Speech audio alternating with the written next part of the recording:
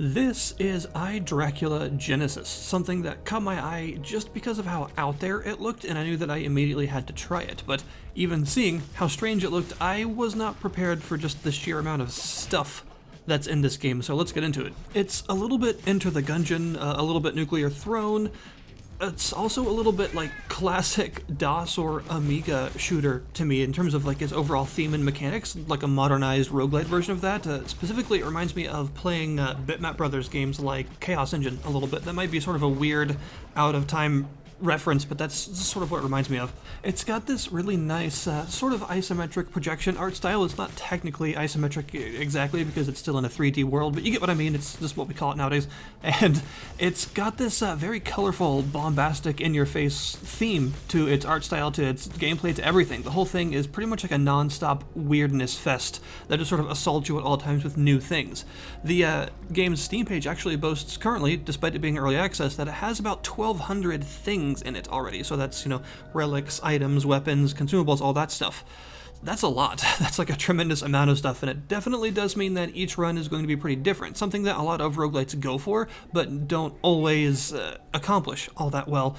In this case, though, that seems to be the case from what I've found. Pretty much every run has some weird stuff going on in it that the other one didn't, because there's just such a huge bulk of nonsense that you can possibly encounter that it's really sort of bound to be different each time.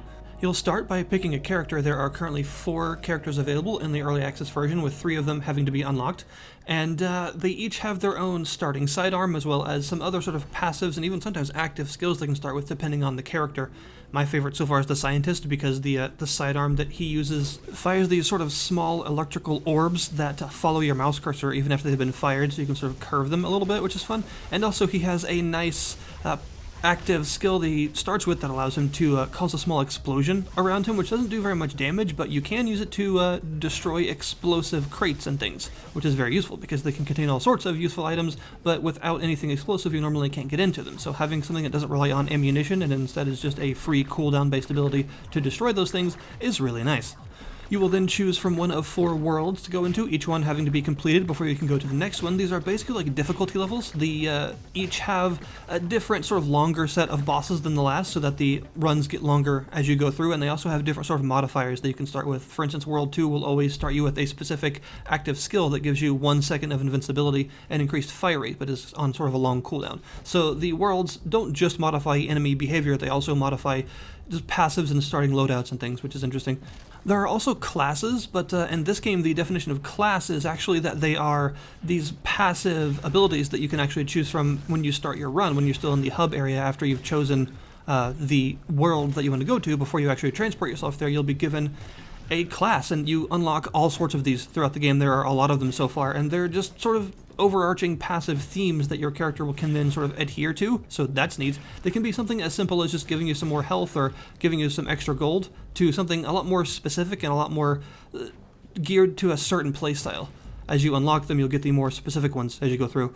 And then into the main game you go, and you'll immediately realize that it is extremely hectic. The combat is very, very fast. There are tons of projectiles everywhere from both you and your enemies, and it mostly takes place on a series of islands that you sort of jet between.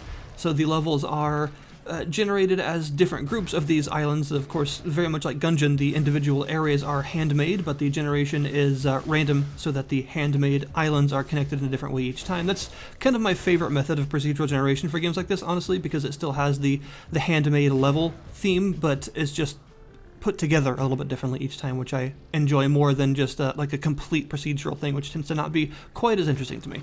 Your sidearm that you begin with has infinite ammo, so you'll always have something to rely on, but as you go through the islands and unlock chests and other things, you'll eventually start finding more weapons, and weapons are all ammunition-based, and you pick up the ammunition for each weapon individually, so every weapon in a slot has its own sort of ammo type that can drop and be picked up. They're not like universal or anything like that, and you start with just the sidearm and then 1 weapon slot, but enemies, when they're destroyed, drop these skulls, and skulls are actually experience. As you collect enough, you'll eventually level up, and leveling up does a couple of things. It unlocks more weapon slots, so you can actually hold more than just your sidearm and 1 weapon. You eventually get 3 weapon slots to use, which is really, really nice. And you'll also gain access to a perk This is the start, probably, of what you will find about the game to just be really out there and weird, because even the delivery of the perk is not a standard RPG thing.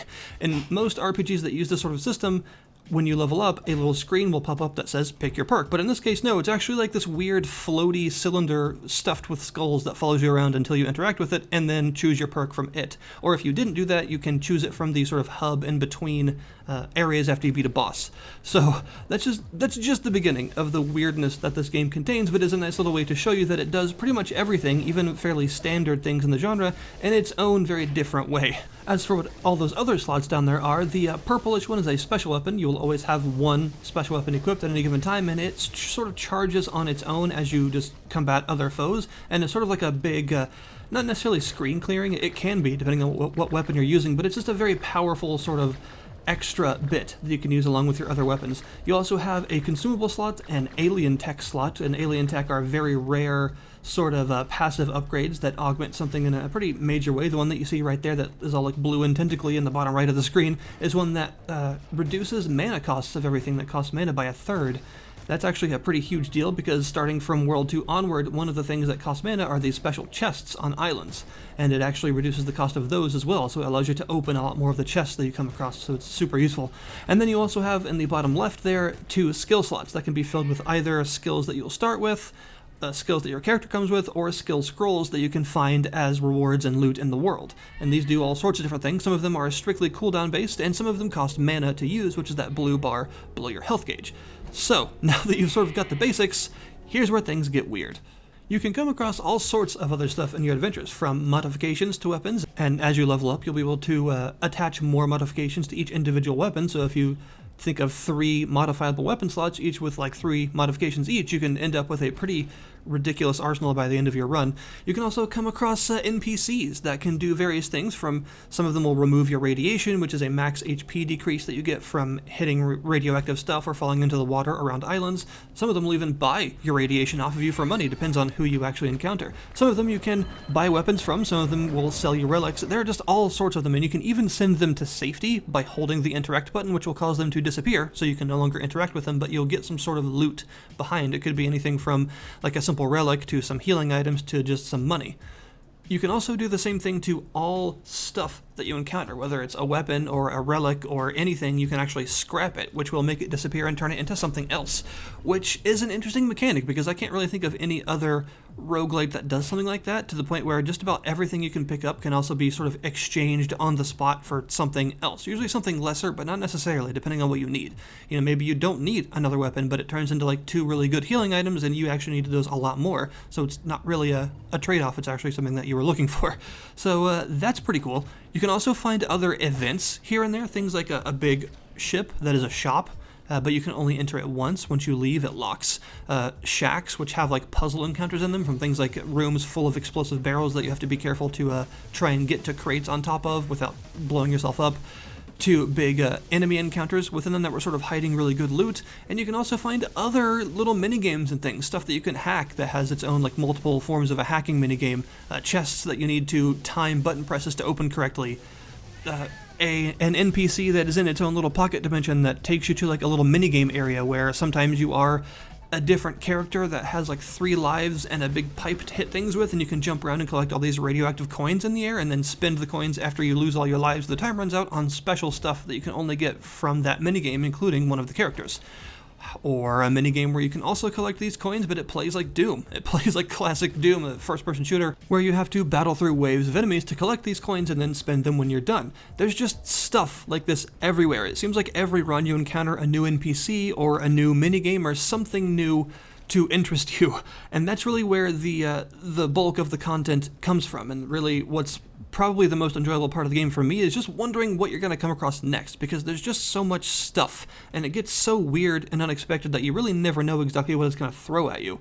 Combat is really satisfying because the variety of weapons and items that you can obtain is pretty huge, and the enemy variety is also definitely a high point of the game. They're really creative enemies that were designed. They almost remind me of like alien hominid enemies and stuff like that, because they're all just strange. They all do really unexpected things, from like zombies that when you kill them their head turns into a weird spider, to like a weird revenant thing that shoots a very large gun at you, but then when you destroy him he turns into like a walking mortar tube that walks around and tries to kill you until you destroy it the second time. There's just so much odd stuff that it's actually really impressive every time you get to a new island and you see a new enemy type you've never seen before, and you just don't know what it's going to do. And the bosses are exactly the same. Some of the bosses have like 3 or 4 phases, and they just do all sorts of strange things. And they can have like big bullet hell patterns, or they can be a more sort of traditional like rush at you and try to hit you boss. You know, there are all sorts of different things that you can come across, and that's really definitely the high point here. The variety is off the charts, and the fact that it's in early access tells me that they have even more variety than this planned. And in fact, one of the big ones that I've noticed is the character select screen has like 15 characters that you can't choose yet because they're not in yet, so that'll be a big deal if they can actually get a whole bunch of those characters in the game, because that will like drastically increase the starting variety of the game, and that will be a big deal for people that one of their most common complaints about roguelites is the first level always feels roughly the same because you're sort of starting out the same each time. But if there's just this much stuff that you could potentially come across, that complaint really starts to go out the window because the overall variety is bolstered in so many different ways. There is one downside to this though, and that's sort of my main complaint that I want to address with the whole it's early access, so what do you think should be changed or added thing. Sometimes I feel the game has a little bit too much to unlock. I really appreciate the shower of interesting unlocks and new enemy types and new difficult things that it gives you. Some of the stuff that you unlock is really just to make the game harder, like, you know, more enemy variety and the like. But there is one specific type of unlock that I'm not as much of a fan of because of the way that you have to do it. The unlocks in this game are actually things that you have to either rank up to get, or you'll find them as items in the world, and then it transports you to like a little pocket dimension where you will do some sort of challenge to unlock it. I really like that system. I think it's pretty cool because it also lets you come to terms with the thing that you're unlocking, because usually the challenge is related to it in some way. But a couple of these things are things I don't really feel that you should have to unlock that way, because it creates some really weird situations where you can find stuff that you can't use yet because you don't have it unlocked. And that's not actually something that other roguelites ever do. You know, you can't find a gun and enter the dungeon that you haven't unlocked yet and you just like not be able to use it or something. You have to unlock it first. In this case, you can find consumables right from the start of the game, but you can't use them because the consumable slot is locked. You can also find skills and even be told that you have a skill. For instance, if you start in level 2, you'll be told that you have that invincibility skill, but the skill slots are locked, so you can't use it. So you're told and shown that you have these things, but you can't use them until you randomly come across that unlock in the world and complete the challenge and get them, which is really weird. And I feel like it's a bit of unlock overload at times, because I just don't really think that you should have to unlock things that you can already find. It got to the point where I actually thought it was a bug at first, because these slots actually do unlock themselves when you're in the little pocket dimension room for an unlock challenge. Even if it's not the challenge for that particular slot, they all still unlock. And I could see that I still had like consumables that I had picked up and skills that I've equipped with and stuff in those rooms, and I could use them in those rooms, but as soon as I left back to the main game, they locked again. And I thought this was a bug at first. I didn't really understand that I had to unlock like every mechanic of the game separately. And I think that maybe this confusion could be alleviated a little bit, this whole feeling of unlock overload, if some of those unlocks were tied to progression rather than randomly finding them in the world. For instance, maybe beat 1 or 2 bosses for consumables. Since you can find them from the beginning of the game, it would make sense to be able to use them quite quickly. Or skills.